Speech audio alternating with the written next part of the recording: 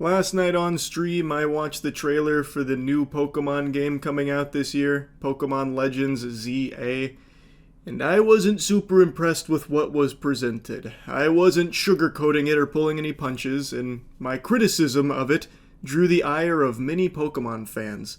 And as tempers flared and milk spilt, juice boxes thrown to the floor in rage, unfortunately something tragic unfolded. I was excommunicado from the Pokemon fandom. They dubbed me not a fan of Pokemon any longer. Thus, it's not a game made for me, as I was just a hater. They cast me out from the Continental of the Pokemon fandom, which is so fucking stupid. I like how just expressing that these games could and should be much better is all of a sudden just blindly hating on it just to be a Scrooge. I'm going to go over my thoughts on the trailer and talk about the things I think could be improved, because from everything I've seen in the Pokemon Legends ZA extended look, it is a step backwards from the last Pokemon Legends, Arceus, which I was actually very positive and optimistic on. I hated Scarlet and Violet. I still hate Scarlet and Violet. There's no amount of revisionism there that can convince me that the game was actually good, because it wasn't. That shit was insulting, it was embarrassing. And I stand by that. I also hated Sword and Shield. That game should have been one of their biggest leaps with the Pokemon franchise, and instead it was its most watered down and most barren. Somehow, they go backwards pretty often. Game Freak, I've said for a while, is just extremely lazy. They have what I believe to be one of the easiest jobs in the world, where all they need to do is just copy and paste and fans will just clap for it most of the time. And yet somehow they'll still find ways to fuck that up, like with Sword and Shield, where they just get rid of like half of the roster. Anyway, I'm getting off on a tangent. Point is, there are a lot of blunders here that to me make no sense, because Pokemon is the most lucrative property ever, like on the planet. So why aren't the games amazing? And why do the games oftentimes just feel exactly the same without any moving forward? Arceus was the first time in a long time I had actual optimism for Game Freak delivering a high-quality Pokemon experience. And back when I reviewed it, I actually caught a lot of shit for being so positive on it, because it did have flaws, but I thought all of the DNA and all of the groundwork laid a great foundation for what could be an amazing Pokemon formula going forward. And with Pokemon Legends ZA, I was expecting that to be improved upon, built upon, and be really impressive. But in this trailer, it feels like they just went backwards somehow. Again, which they've done before. So I was pretty disappointed. Me critiquing these games and wanting them to be better doesn't mean that I just blindly hate Pokemon.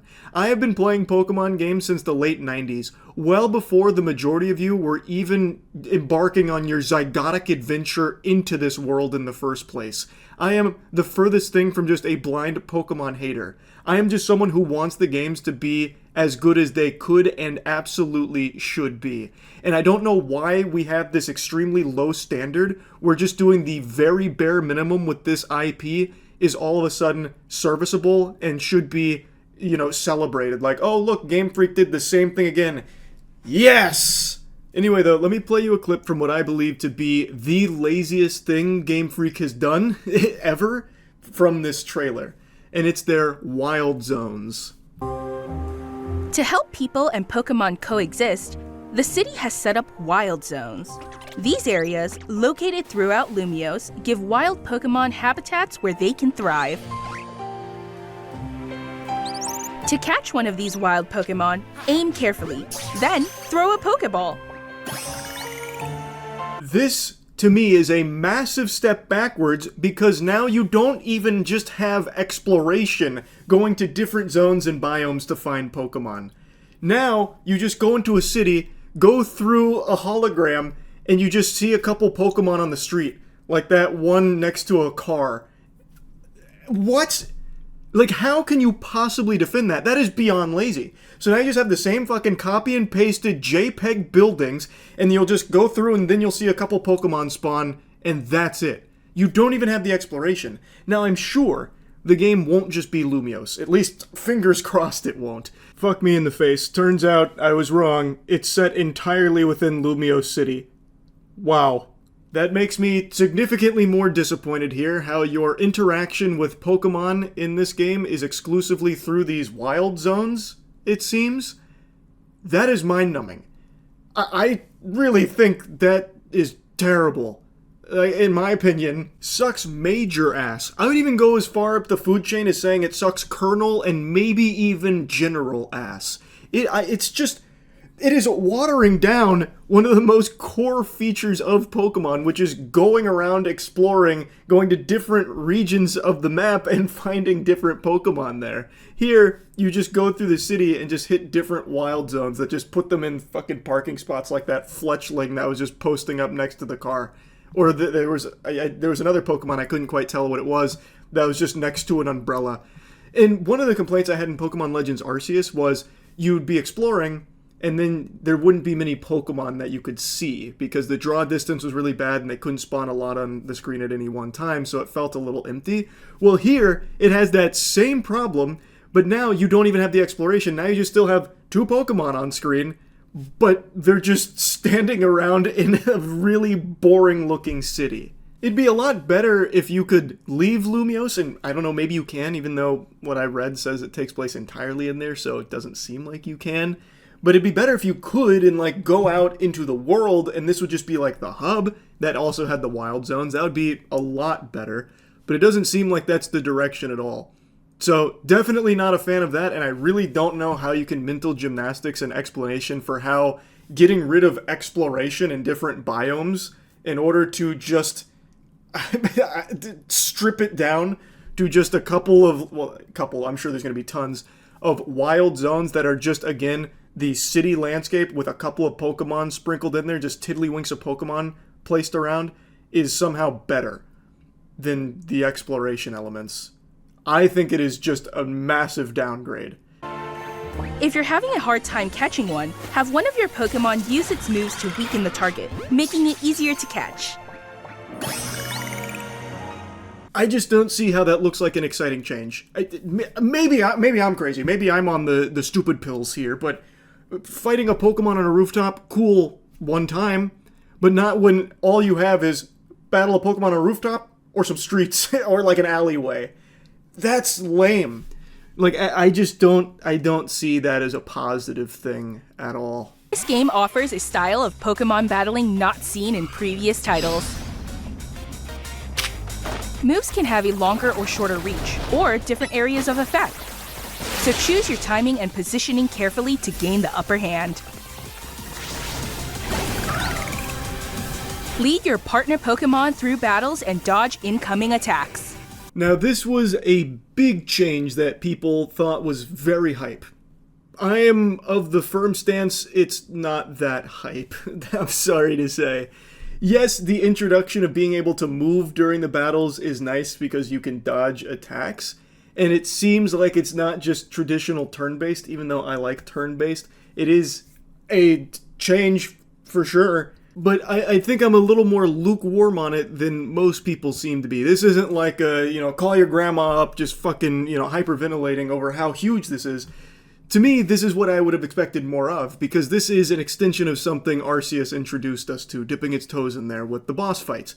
In Pokemon Legends Arceus, you might remember during the boss fights, you can move around during the actual encounter. You can dodge. Then you're fucking throwing tomatoes at it. You're not actually throwing tomatoes. But you yourself are engaging with the boss fight, and you're moving while doing so.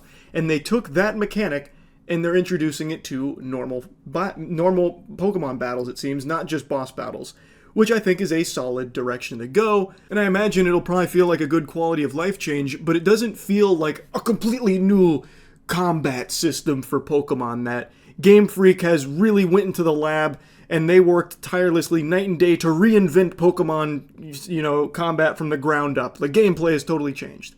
It just seems like it's a nice quality of life feature that they probably should have had a long, long time ago.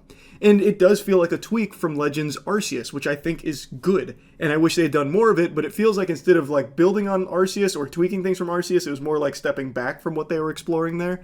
And this, to me, is a good change, but not super new. Like, it doesn't beat the allegations of Same Freak just doing the same shit every time.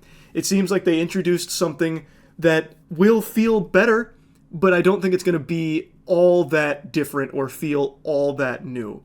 Now, in the trailer, you might have also noticed that the moves appear to go on cooldown. That's also different, and it's what I meant when I said that it doesn't feel like it doesn't seem like it goes like in a traditional turn-based system. But I don't know if that's necessarily even going to change it being pseudo turn-based, because unless I'm misremembering, I didn't see any battle that was presented there that had two moves on cooldown at the same time. So it feels like you can use a move, it'll go on cooldown, but then you'll have to use another move or wait for that one to come off cooldown. I don't think you can go like this move, then this move, and they both go on cooldown. At least I didn't see that in the trailer. So it feels like it'll probably still end up being somewhat turn-based, but I guess we'll have to wait to see more to see how that cooldown feature actually plays into all of this.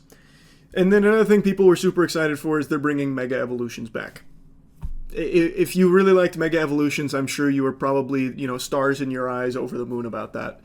But to me, again, it's not new and it's not pushing it forward. It's just bringing back something a lot of fans probably would like to see be brought back with Mega Evolutions. But to me, again, this is still not like a massive leap for Pokemon games.